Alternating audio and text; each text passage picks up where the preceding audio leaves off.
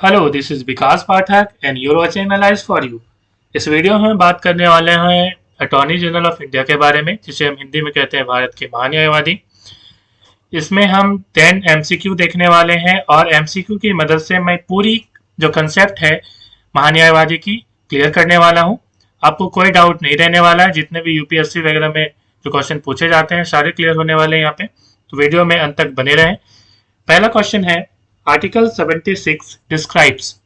Article 76 क्या describe करता है? आपके पास ऑप्शन है attorney general of India, B number president of India, third option is president of India, third option is prime minister of India and fourth option is chief minister. तो option A is correct. Article 76 में attorney general of India means Bharat के महान्यायवादी के बारे में description दिया गया है, पूरी जानकारी उसके बारे में दी गई है कि क्या पद है ना।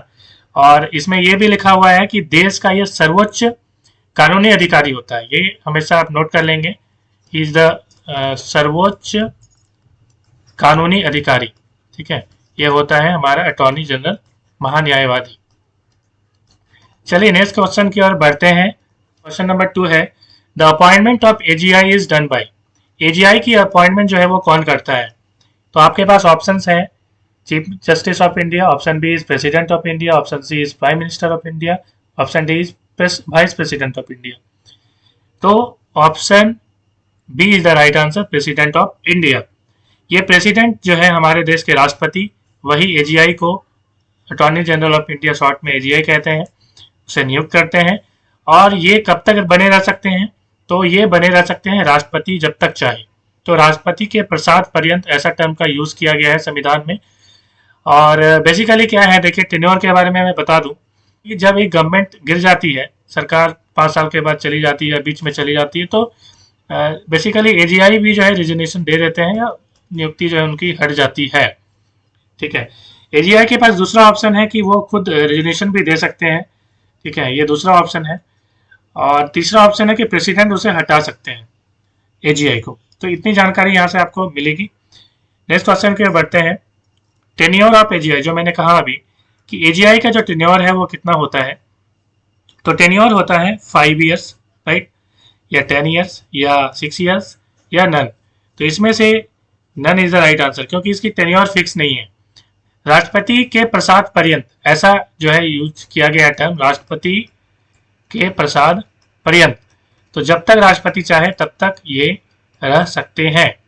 ठीक है, तो यहाँ तक आपको ये पता होना चाहिए कि इनकी टेन्योर क्या है, फिक्स नहीं है। ऐसा नहीं कि 5 साल या 6 साल, ऐसा कोई फिक्स नहीं है। अब क्वेश्चन अराइज होता है कि क्वालिफिकेशन क्या है, एक राष्ट्रपति कौन जो है एजीआई होगा, है ना, किसे राष्ट्रपति जी एजीआई नियुक्त कर सकते हैं।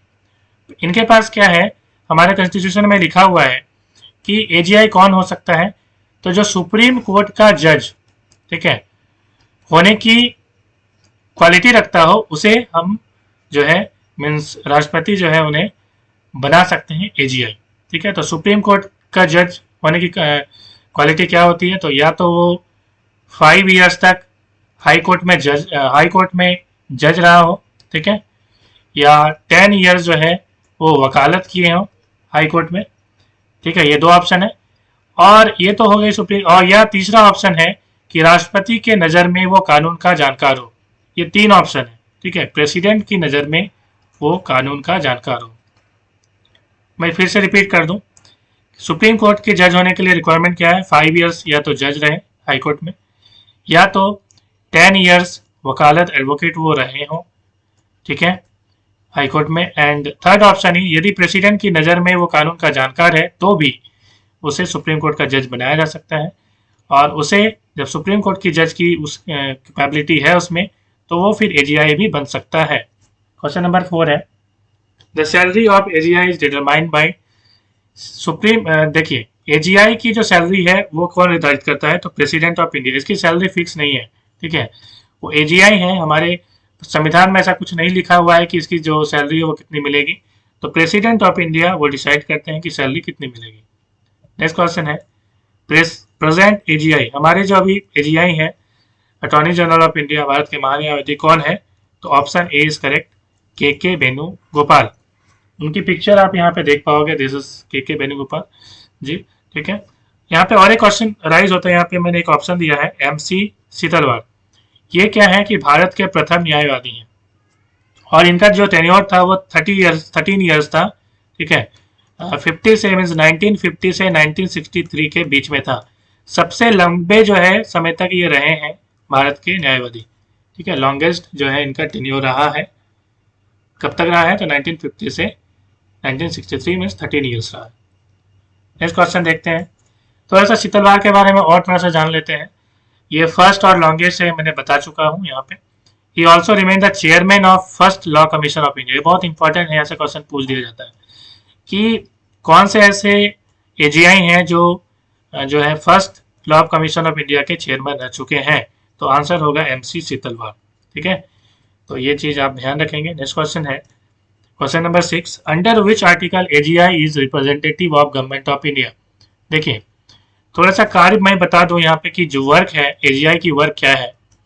तो AGI की वर्क होती है प्रेसिडेंट जो उन्हें काम देते हैं, मीन्स उन्हें बताते हैं कि ये जो कानून, देखिए एक्चुअली क्या होता है, AGI है क्या।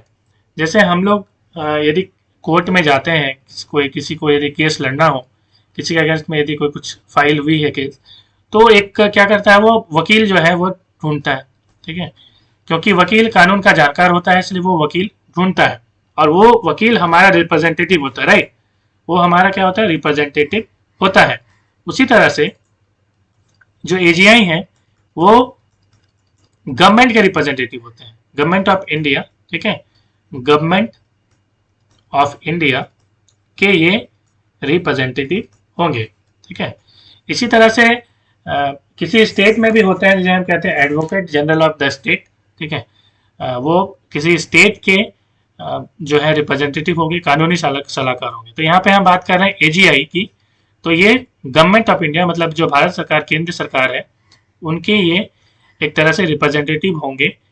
क्यों रिप्रेजेंटेटिव होने की जरूरत क्या थी? देखिए, होता यह है कि किसी भी गवर्नमेंट की, मैं सेंट्रल गवर्नमेंट की बात कर रहा हूँ, तो गवर्नमेंट ऑफ इंडिया के अगेंस्ट में कई सारे केसेस चल रही होती है, चाहे वो हाई कोर्ट में चल रही हो, चाहे सुप्रीम कोर्ट में केसेस चल रही होती है।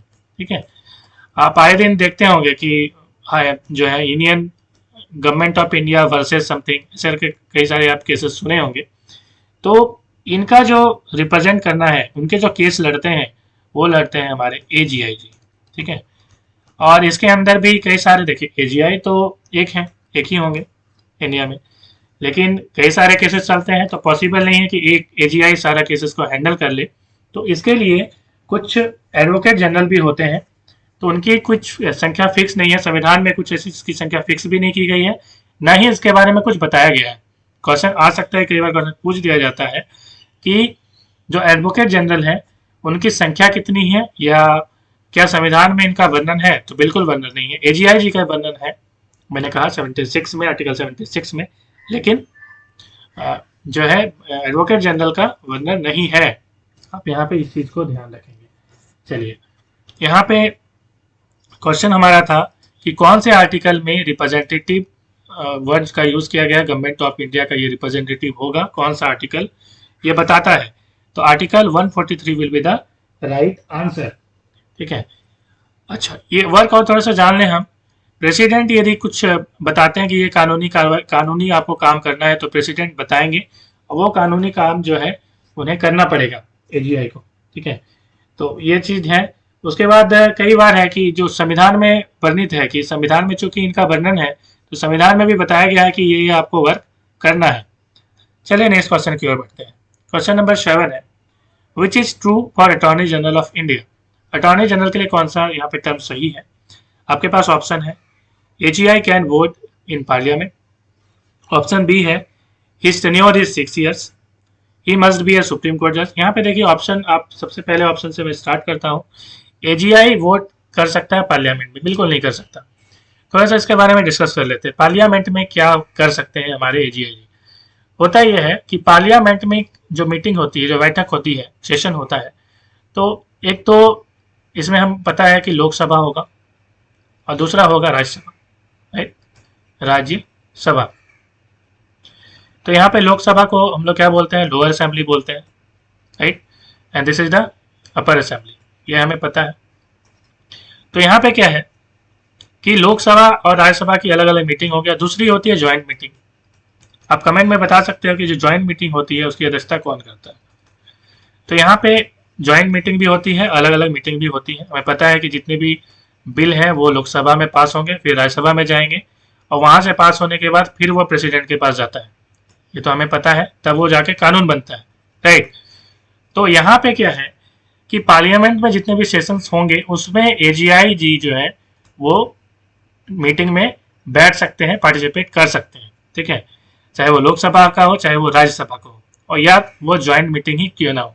लेकिन पार्टिसिपेट तो करने का उन्हें अधिकार है, लेकिन वो वोटिंग राइट्स उनके पास नहीं है, राइट। तो ये वोटिंग राइट उनके पास नहीं है, वो वोट नहीं दे सकते हैं।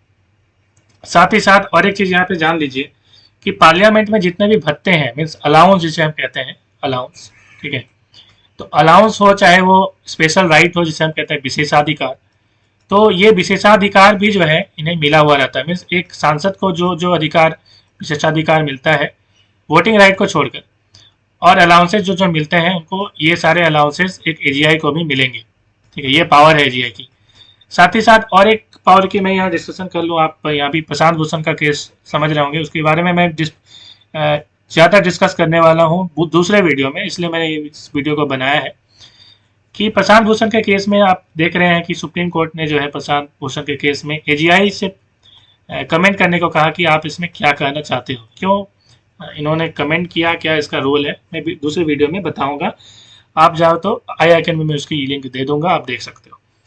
चलिए यहाँ पे नेक्स्ट क्वेश्चन की और इसमें देख लेते हैं। हिज टेन्योर इज 6 ईयर्स, तो ये भी गलत है क्योंकि टेन्योर फिक्स है नहीं, प्रेसिडेंट जब तक चाहे तब तक वो रख सकते हैं, ठीक है। एक क्वेश्चन और एग्जाम में पूछ लिया जाता है, क्या प्रेसिडेंट अपनी मर्जी से, है ना, इसे कहते हैं प्रेसिडेंट मतलब स्वविवेक, ठीक है, स्वविवेक का जो है यूज किया जाता है कि स्वविवेक निर्णय है या क्या है।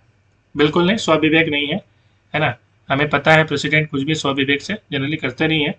तो मंत्रिपरिषद का निर्णय होता है अंडर प्राइम मिनिस्टर, और वही सजेशन देते हैं क्या करना है, ठीक है, क्या कितना साल इनका होगा टेन्योर, ठीक है। लेकिन बेसिकली प्रेसिडेंट जो लिखा हुआ है संविधान में, वो लिखा है संविधान के में यही लिखा है कि राष्ट्रपति के, फिर से मैं बता दूं, ये बहुत ज़्यादा पूछा जाता है, ठीक है, प्रसाद पर्यंत, ठीक है, प्रसाद पर्यंत, ठीक है। तो ये चीज लिखा हुआ है उसमें। चलिए, तो यहाँ पे ही must be a Supreme Court जज, यहाँ पे देखें मस्ट टर्म लिखा हुआ है, तो जहाँ पे मस्ट टर्म लिखा हुआ है ना, तो वहां पे क्या होगा कि ये गलत होगा, नहीं। प्रसाद, देखिए सुप्रीम कोर्ट के जज होने की काबिलियत हो उन्हें, ठीक है, कैपेबिलिटी हो, लेकिन उन्हें सुप्रीम कोर्ट का जज होना जरूरी नहीं है। ऐसा नहीं कि कोई सुप्रीम कोर्ट का जज हुआ है तभी वो एजीआई बन सकता है, नहीं, ऐसा नहीं है, ठीक है। क्योंकि आपको ये भी पता है ना कि प्रेसिडेंट चाहे तो, हमें पता है कि विधि का यदि जानकार है तो भी तो वो एजीआई बन सकता है। तो ऐसा नहीं है, सुप्रीम कोर्ट का जज होने का कोई जरूरी नहीं है, सुप्रीम कोर्ट होने की काबिलियत रखता हो, तो मस्ट वाला ऑप्शन भी गलत हो जाएगा, ठीक है। ऐसी लाइन ही एग्जाम्स में आपको देखी लिख दी जाएगी और आप कंफ्यूज होकर टिक कर देंगे, ठीक है। नेक्स्ट है D number, article 76 describe about the attorney general of India. Attorney general of India के बारे में डिस्क्राइब करता है, बिल्कुल यही जो है एकमात्र सही था, बाकी सारे गलत से, ये आप यहाँ पे समझ गए होंगे। चलिए नेक्स्ट क्वेश्चन की ओर बढ़ते हैं। Which is true for AGI, AGI के लिए कौन सा ट्रू है। He is a government employee, देखिए ये गवर्नमेंट एम्प्लॉय नहीं है, ठीक है, ये गवर्नमेंट एम्प्लॉय नहीं है, इस चीज का आप ध्यान रखेंगे, ठीक है। नेक्स्ट है he is not a government employee, government employee नहीं है वो, बिल्कुल गवर्नमेंट एम्प्लॉय नहीं है, मैंने कहा, है ना। He can do private practice, बिल्कुल प्राइवेट प्रैक्टिस कर सकते हैं, ठीक है। इसमें क्या होता है कि गवर्नमेंट से परमिशन लेनी होती है, right. And option D is B and C, B and C, बिल्कुल ये ऑप्शन सही है क्योंकि बी एन सी दोनों ही राइट है, राइट। चलिए नेक्स्ट क्वेश्चन की ओर बढ़ते हैं। क्वेश्चन नंबर 9 है, विच is true for AGI, AGI के लिए कौन सा ट्रू है। He can comment against government, नहीं बिल्कुल नहीं, गवर्नमेंट के अगेंस्ट में वो कमेंट नहीं कर सकते हैं, इस चीज पे ध्यान रखेंगे। जब तक वो एजीआई है तब तक वो कमेंट नहीं कर सकते हैं गवर्नमेंट के अगेंस्ट, ठीक है, या सजेशन भी नहीं दे सकते हैं ऐसा। He can defend any person in the court without the permission of government of India, देखिए एक एजीआई प्राइवेट प्रैक्टिस कर सकते हैं, ठीक है, ये चीज़ आप ध्यान रखेंगे। एक AGI जो है means attorney general of India, महान्यायवादी, प्राइवेट प्रैक्टिस कर सकते हैं, लेकिन ये क्या है कि बिना कंसेंट के मीन्स बिना परमिशन के, गवर्नमेंट का परमिशन लेना पड़ेगा तभी ये प्राइवेट जो है कर सकते हैं, और ये डिफेंड नहीं कर सकते हैं किसी पर्सन को बिना परमिशन का। ठीक है, तो ये भी गलत होगा। नेक्स्ट है he can join as a director of any company. नहीं, ये ज्वाइन नहीं कर सकते, विदाउट परमिशन का ये ज्वाइन नहीं कर सकते, है ना। डायरेक्टर में ये जो है ज्वाइन एनी कंपनी में नहीं कर सकते। नेक्स्ट है he can participate in the meeting of parliament. Parliament के मीटिंग में पार्टिसिपेट कर सकते हैं, बिल्कुल कर सकते हैं। वोटिंग राइट्स नहीं है लेकिन पार्टिसिपेट कर सकते हैं। Question number 10, AGI can be abolished by. AGI को कैसे हटाया जा सकता है? इम्पीचमेंट के द्वारा? बिल्कुल नहीं। महाभियोग नहीं लगाया जाता इन पे ऑटोमेटिकली आफ्टर 6 ईयर, नहीं। ऐसा तो उनका टेन्योर ही नहीं है, तो 6 ईयर्स की बात ही नहीं हो रही। प्रेसिडेंट, बिल्कुल प्रेसिडेंट ही इनको हटा सकते हैं। चीफ जस्टिस ऑफ इंडिया, ये नहीं होगा, ये भी नहीं होगा, ये भी नहीं होगा, राइट। तो president will be the right answer. I hope आपको वीडियो पसंद आया होगा। यदि वीडियो पसंद आया तो जरूर लाइक करें, चैनल को सब्सक्राइब करें और ज़्यादा से ज़्यादा शेयर करें, क्योंकि देखिए आपका सपोर्ट मुझे काफ़ी इंपॉर्टेंट है मेरे लिए। ठीक है, आप कृपया सपोर्ट करें। नेक्स्ट वीडियो में इसी तरह से लेके आऊँगा जो कि प्रशांत भूषण पे बेसिकली रहेगा, और भी कई सारे वीडियो में लाने वाला हूँ पॉलिटी में। तो धन्यवाद।